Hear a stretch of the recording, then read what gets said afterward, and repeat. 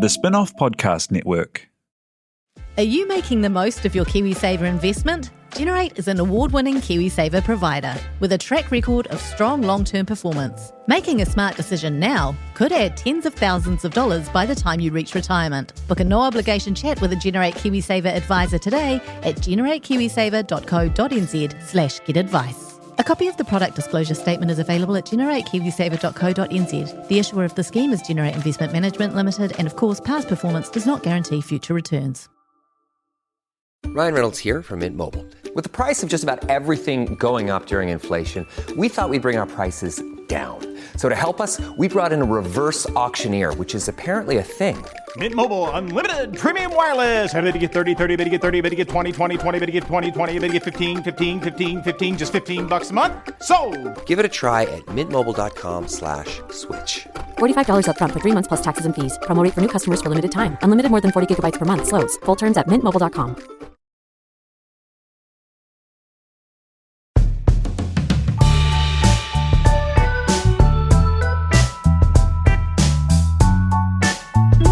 Tēnā koutou katoa. This is Toby Manhire with a special bonus one-off mini extra Gone by Lunchtime edition.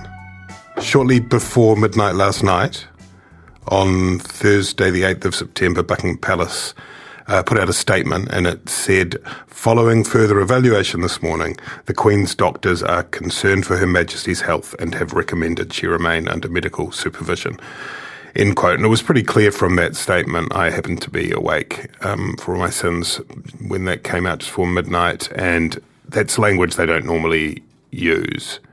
The doctors are concerned. And at the same time, the Queen's eldest son and heir to the throne, Prince Charles, his siblings, his wife Camilla, Prince William, the whole lot were heading on up to Balmoral Castle in Scotland, where the Queen has been of recent times. That's where she received Liz Truss and swore her in as Prime Minister just the other day. Prince Harry even was on his way up there. And so, look, it was pretty clear that it was very serious at that point. And then when we woke up this morning on Friday, New Zealand time, there was the news. The Queen had died, 96 years old. After an amazing, really, 70 years, 214 days on the throne, her firstborn, Charles, sprightly 73 years old, succeeds her and has become king. He will have his formal coronation in the days ahead. There's a period of mourning. Tributes have flowed, as you would expect, led by Jacinda Ardern in New Zealand and the Governor-General, Cindy Kiro. And, you know, while you might not guess it from the welter of coverage that the royals normally get, the monarch is a kind of important, integral, maybe, certainly important figure right at the top there of our political apparatus in Aotearoa in New Zealand. Queen Elizabeth is, or was, our head of state, and as of now our head of state is King Charles III. To talk about all that, we didn't quite get on to Meghan and Harry, but we'll do that next time. We called up Professor Andrew Geddis. He teaches law at Otago University. He's an expert on constitutional matters and knower of many things. We'll hit play on that conversation now, but first, a big thanks to Spin-off members for making this podcast possible, and thank you to Te Aihe Butler, our magnificent producer. Kia ora, Andrew Geddis. Yeah, kia ora, Toby. Thank you for coming on this special mini Gone by Lunchtime. We're talking about the death of the Queen, but more generally about what it means in terms of New Zealand's constitutional setup, and we might touch a bit on the Republican push as well. Let's start off by talking about the head of state. Jacinda Ardern is sometimes described as the head of state, and that's just plain wrong. The Governor-General is sometimes described as the head of state, and that's closer to the truth. In fact, the head of state in New Zealand is the hereditary monarch based in the United Kingdom. Yesterday, the head of state was Elizabeth II. Today, the head of state is Charles III, which we're just starting to get our heads around and our mouths around. What does that mean, Andrew Geddis? What is a head of state, and where does it fit in our kind of constitutional constellation? Yeah, so the head of state is the sovereign in right of New Zealand, to give them their sort of formal title. And the sovereign plays kind of a weird role in our constitutional setup. In sort of informal terms, if you just look at sort of what's written on the paper, everything flows down from the sovereign. So the sovereign appoints the Governor-General as their representative in New Zealand. The Governor-General appoints the Prime Minister to sort of head the government. The sovereign is the one who signs acts of parliament into law. The sovereign has the power to conduct treaties with other countries and so on and so on. So if you look just at sort of the written, on the paper powers, the sovereign is in essence, at the head of everything, gets to run everything. Of course, in reality, the way the system actually works is that the sovereign, whoever happens to be the King and Queen of England at any given time, is a bit of a puppet figure. They must always do what they're told by the elected politicians in New Zealand. That's one of the core, what's called constitutional conventions, the rules of the game. And if they were ever to try to do anything different, we just kick them out and get rid of them, and that would be republic straight right there and then. So the head of state is the sovereign of New Zealand. The sovereign plays this role in our constitution as kind of, in theory, at the head of everything. In practice, a kind of puppet figurehead who continues to exercise certain powers, but only as they're told to do so by the democratically elected representatives of New Zealand. And of course, in practice also, while the sovereign, is the King and Queen of England, their local representative, the Governor-General, is the one who actually does the day-to-day work, the one who actually sort of fills in the formal role in the country. And that Governor-General, as you mentioned, is formally appointed by the King or Queen, but in practice not. Quite. So the Governor-General is whoever the Prime Minister of New Zealand tells the King or Queen of England, I want you to appoint this person as our local representative. And the King or Queen goes, yep, well, who am I to do anything different? I must follow your advice, and just goes ahead and does that. The Governor-General, however, does have a bit more, I suppose, practical power, don't they? And we don't see it exercised an awful lot, but it's kind of there in reserve. I mean, Australia, of course, had that 1975 constitutional crisis. Is that the way to describe it? Where Whitlam was dismissed by the Governor-General. I forget his name. That sort of thing could, at least in theory, happen here, couldn't it? Yeah, well, so as I said, in legal terms, in formal terms, it's the Governor-General as the representative of the sovereign who appoints the Prime Minister and also appoints individual ministers to their office. Now, after each election, it's clear who the Prime Minister ought to be. It's whoever the majority of members of Parliament give their support to. And the Governor-General automatically appoints whoever that person is as Prime Minister. And then once you've got a Prime Minister, the Governor-General automatically appoints whoever the Prime Minister says ought to be a minister to be a minister. There is the potential for there to be a situation where you could have someone who's a serving Prime Minister, and because the coalition that they're leading falls apart, it then becomes a question, are they actually supported by a majority in the House or not? Or you could have an election where, and this is entirely possible, with 120 MPs, you get a 60-60 split. And it's just not clear, no one's got majority support. In those sort of situations, the Governor-General holds what's called the reserve powers of the Crown. The Governor-General can independently say, look, because it's not clear which political figure has majority support in the House of Representatives, I have no option but to step in and kind of act independently, sack the Prime Minister, call for a new election, something along those lines. Now, that's never happened in New Zealand. It would only happen in New Zealand in the most extreme of circumstances where basically the House of Representatives can't sort the issue out for itself.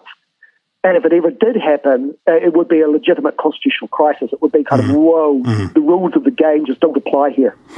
And in that scenario, however unlikely, Yeah, sure.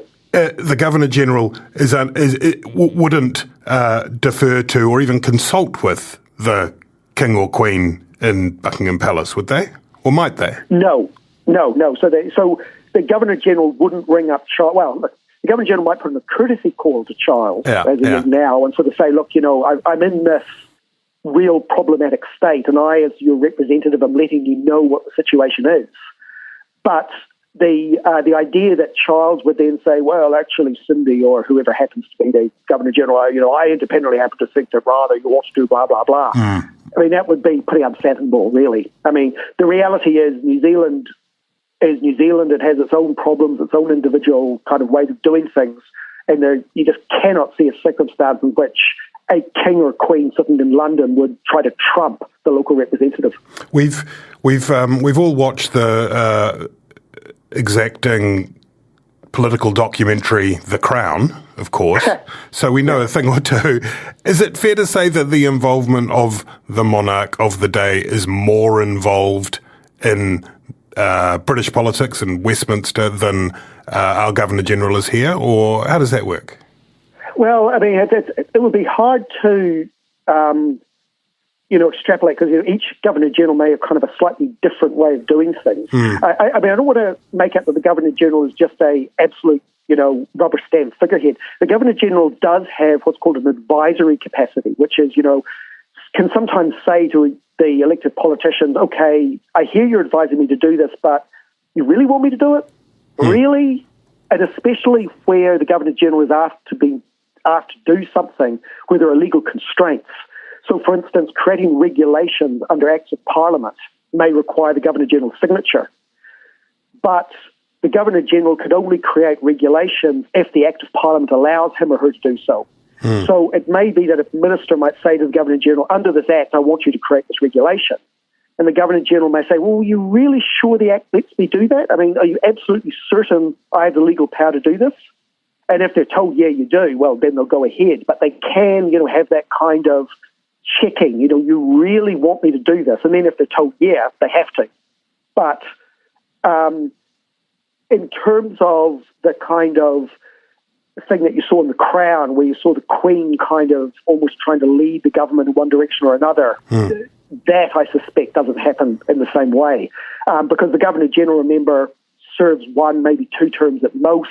They don't have 70 years of kind of, familiarity and kind of security to be able to fall back on. And also, the Queen, the bloody Queen, right, which is slightly different to a representative who happens to be sitting in another country. And no corgis. That's another important consideration. We know where the true power lay. Yeah. Look, there's been in this morning. Understandably, there's a sense that there needs to be a period of mourning and of respect, and there's sort of a ceasefire, a cessation of hostilities in terms of the Republican versus monarchist debate. But I feel like we're kind of coming to the end of that. And if it does offend your sensibilities, then feel free to turn off this podcast now. But Andrew, let's start on the monarchist side. I mean, you've just described what looks for the most part to be a collection of figureheads, a sort of ornamental system, an important one that has some reserve powers, admittedly. Given that, that's important, but given that most of our consumption of royal news seems to be on a non-constitutional level in terms of the roles of Meghan and Harry and whatnot, but given all of that, what is the argument for a constitutional monarchy, for a hereditary monarchy? What is the argument that is put in defence of keeping a system that ostensibly seems, I suppose, wafer thin? Well, it's worked pretty well. I mean, I think that's probably the strongest argument is, look, it's a system we've run under in New Zealand, ever since we got independent nation status and started to be able to appoint our own people as the Governor-General and all that sort of thing. And it's led to frequent transfers of power in a peaceful manner. It's led to a pretty settled political system that's not prone to crises.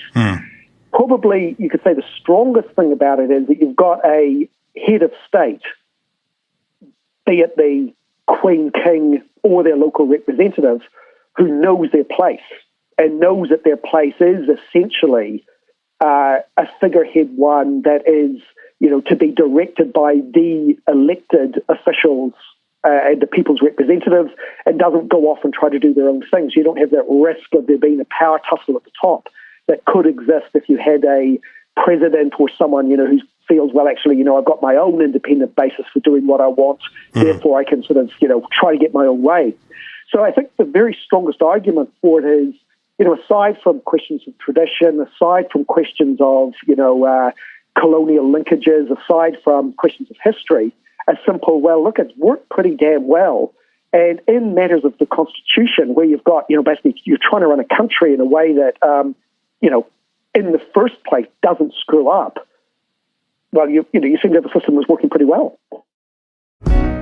At Zed, we're all about moving with the times. And now it's time to be part of the climate change solution and move on from fossil fuels. As a company providing fuel to people all over the country, we also know we have a real opportunity to lead that change. We're committed to keeping Aotearoa moving by providing the right energy for everyone. We believe that innovation in fuel and how it's used can make a huge difference to our planet. Find out more at z.co.nz. Weighing in with soybeans and a baby show straight out of Norburn, Missouri, we have Soybean Festival. From Hayward, Wisconsin, at 73 years young with the world's largest muskie statue, put it together for Muskie Fest. Finally, packing a punch with fire dancing and a pet costume contest, the Roseau, Minnesota Fall Harvest Fest. One of these festivals could win $100,000 in the Cenex Hometown Throwdown. You decide. Cast your vote at CenexHometownThrowdown.com. Cenex, powered locally.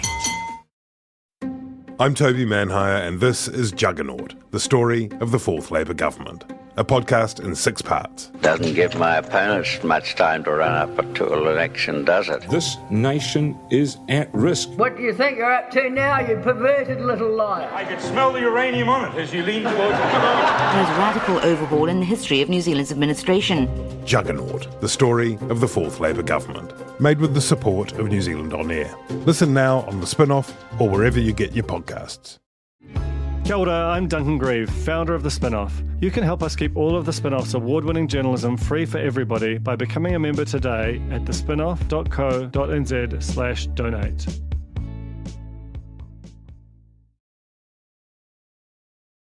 The new king, Charles Mountbatten Windsor, spring chicken, septuagenarian. He's an interesting fish, isn't he? He has been, I suppose, more vocal on a lot of issues. There were the Black Spider letters that kind of emerged in 2015. There was just recently, it was reported that he had a go at Boris Johnson's government over its policy to send asylum seekers to Rwanda. He called that appalling. I think he's right. I also think it's a little troubling when he starts getting involved in matters of government policy. There was a book that came out recently, co-written by Geoffrey Palmer, the former Prime Minister, and Gwen Palmer-Steeds. And it had an interview with Jacinda Ardern in it. And Jacinda Ardern said of her interactions with the Queen that she heard from her from time to time, she said, of Charles, I've spoken to Prince Charles on a number of issues. He's incredibly interested in what we do on environmental issues, very engaged. And I read that and I was troubled by that because he has acknowledged that he's on the record as saying he will not be interventionist. He will continue in the traditions of his mum. But there is that risk, and I think it's quite a strong argument for moving towards a republic just because that risk exists, that he decides, I don't approve of this thing that's going on. I'm just going to get the Prime Minister on the phone. And then we're in trouble, aren't we? Well, I mean, it would be interesting to see, if he does do that. I mean, it's one of these sort of things. I mean, if you think about Charles' life, it must have sucked, right? I mean, he spent all this time in his mum's shade, sort of just waiting. And he must have got just bored out of his tree. You know, you're on the bench, you're always just waiting. And so you can sort of see why he maybe has got a little bit, you know, well, why not sort of flex my muscles and say what I sort of think on matters, because it doesn't really matter because mum's there forever anyway. And, you know, once you step up to like the big job, then I think the pressure really does sort of come to much more on to sort of, no, you're no longer Charles with your views, you are the king, and those step in the background. So I think we need to note that. The second thing is, even if he was to decide that he wanted to, you know, pick up the phone and have a phone call with Jacinda or Todd or whoever it is that we have next,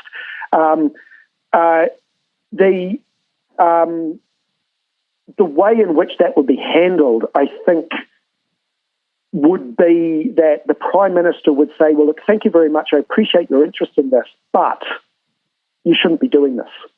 I mean, I honestly think the Prime Minister would sort of give that message that it's not really okay or appropriate for that sort of direct interest in New Zealand's affairs to be shown. And that, you know, we've got our own local representative, we've got our own, you know, person who channels the Crown into our system, and you can come and have your little visits and be interested in us while you're visiting, but otherwise keep your nose out of it. I suppose just as a hypothetical, or even as a thought experiment, though, it just seems to kind of, I guess, express arguably the absurdity of a setup where we have someone who, by a fluke of birth, has, even if not exercised, even if you're almost certainly right that would be rebuffed, it's still there, it's still written down, and it's still power, isn't it? Yeah. Well, look, I mean, you know, if we had a blank slate, right, if we had a blank page and we were trying to work out, you know, how would you set New Zealand's system of government, et cetera, up? There's no way we would do it today to say that our head of state will be whoever happens to have come out of, excuse me if this offends of your listeners, who happens to come out of a woman's vagina in a particular order will be the head of state. Right. I mean, we go, okay, that's just madness. We're not going to do that. But that's the system that we've inherited, and kind of with all constitutions and setups, there's kind of a past dependency, right? Once you've got something in place and you're used to something and that something's gone on, you know, you tend to stick with it unless you've got really good reasons to want to switch. And the really good reasons for wanting to switch, you know, the whole Republican debate is that, you know, having someone sitting in a palace on the other side of the world, in theory, our sovereign, and in theory in charge of our entire system of government, is ridiculous. And if we're a true proud nation, Aotearoa New Zealand in the South Pacific in the 21st century, we ought to have that person being a New Zealander who is based here in New Zealand. That just works that makes much, much more sense. And so you've got kind of a knockdown, unarguable, symbolic kind of argument. Like, if we're a modern, independent nation, our people should be in charge of us. Versus a kind of, but look, we've done it the other way for a long time and it's worked pretty well. And, you know, we kind of like the feel that we've got, you know, this connect back to the United Kingdom. And, I mean, Liz was great. She worked really, really well. And Charles might be, you know what I mean? So that's the clash, I think, that really underlies the Republican debate, much more so than any kind of real political or real power dynamics. And so that, and in a sense, that's what makes it almost quite a hard one to have, because you've got an argument about people's sympathies or people's attachment to symbols or those sort of things that you're having to address. And we'll find out, I suppose, that because that sentiment that you describe, that sort of sentimentality, that attachment, that vibe, if you will, is a lot to do with a woman who has enormous gravitas, who has been on the throne for more than most of us have been on the earth, and has by almost every assessment performed exceptionally. As you say, tough gig for the new guy, the young fellow, the firstborn. We've seen already Barbados recently moved to become a republic. Jamaica, I think, is on the way there. Australia recently appointed an assistant minister for a republic. There are, it's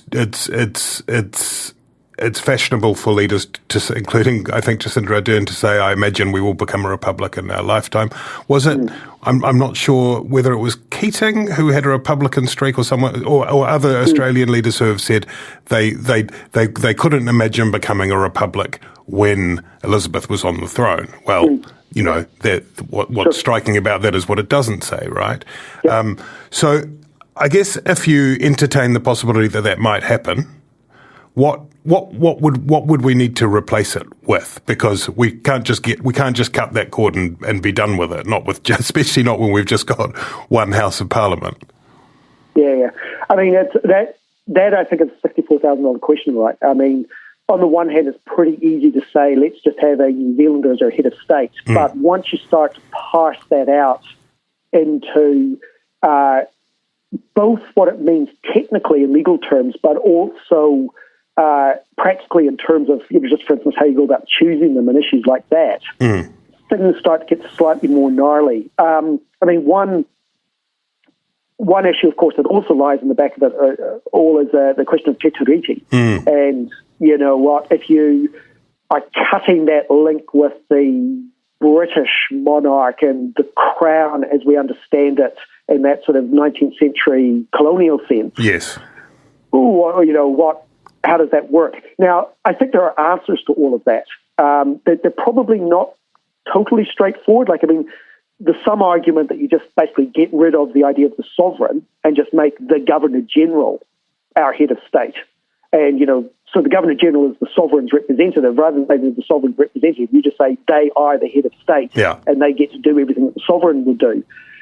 That would be a really sort of quickish, easyish way to do it. There'd still be some issues that we'd have to consider and some questions we'd have to consider around what that then makes the Governor-General into and their sort of powers and whether we're comfortable with them holding all those powers. It would also raise the question of how you choose who that is. I mean, I think having the Prime Minister just being able to choose whoever they want wouldn't fly. But, do we then get Parliament to elect by a supermajority or something? That could be dealt with and so on. I think, though, the more intense question would be, once you start to talk about creating a republic and redefining our understanding of ourselves as a nation, you're going to open up at least the possibility of debates about much wider constitutional changes. And, okay, if we're no longer, this link to the United Kingdom and we're no longer a sort of ex-colony living down in the South Pacific but our own independent nation, well, are we a completely bicultural, bidual nation? What is the role of Māori? What is the role of te tiriti and so on in our constitution, etc.? And those are the big questions that, frankly, governments get really... I mean, you think the discussion around co-governance is a problem. Try picking that up one more level. And these things already tend to quite often take years and years and years and kind of end up in a filing cabinet, don't they? So it's got to have a kind of, you'd have to have a will and a drive, that sort of energy behind it to make something happen, right? Yeah. I mean, to be honest, what you'd need is someone like a Geoffrey Palmer, for those who've got a mindset going back a little while, someone who really, really cares about the stuff, really, really wants to push it through and has the political sort of mana to be able to actually do so. He sort of already has, hasn't he? He did a lot, but he didn't get everything he wanted. Maybe he'd come back for a second go. Oh well, I mean, he did all the work. I'm not sure he got that much at all. Just touching again on that point that you raise about te tiriti. Most of that idea, the signing was between British representative of the Crown and tangata whenua or iwi, right? And that is a thing that has to, how you stitch that back together in a new system is critical. Yes. So, I mean, we have this nebulous concept within our constitution called the Crown. Yeah. So we have this thing called the Crown, which means a whole lot of different things and when it's used in different ways. And so, of course, the te tiriti is signed between the Crown and the various hapu iwi signatories of Māori. Once you make the cut between, New Zealand and the United Kingdom, it would be weird if we kept referring to things as the Crown. It would be weird to still have the Crown as somehow representing New Zealand society or state. So we'd have to get a new concept. We'd have to have something new to replace that. And would it be the New Zealand state? Would it be the New Zealand people? Would it be, so we need to find a different way to sort of talk about the collective nature of the country in legal terms. And what exactly that would look like, again, is not insurmountable. Plenty of other places have had these sort of debates and moved through it. But it is still a debate and something needs work through. Thank you very much, Andrew Geddis. You are officially our royal correspondent for the Spin-Off now, among your other accolades. Just quickly, you're on the government-appointed panel to review electoral law. Indeed. Do you think you could just sneak in there, become a republic? Just sort of chuck it in there somewhere, like in a footnote, and just so that it kind of gets pushed through with something else? Major constitutional changes out of scope for that particular enterprise. Just asking for a footnote. Hey, great to chat. Talk again soon. Sure. You too. Take care. Bye. Bye-bye.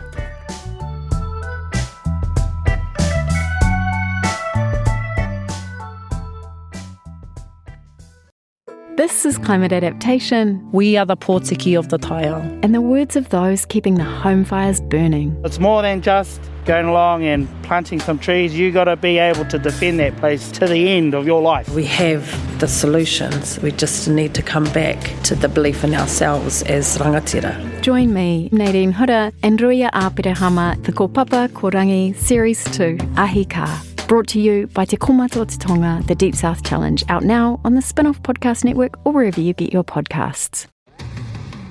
Do you find it hard staying optimistic with all the financial news in the media? I'm Bernard Hickey, and on my podcast, When the Facts Change, I'm here to help you navigate the ever-changing landscape of economics in Aotearoa. So join the conversation every Friday on When the Facts Change, brought to you by the Spin-Off Podcast Network in partnership with KiwiBet. The Spin-Off Podcast Network.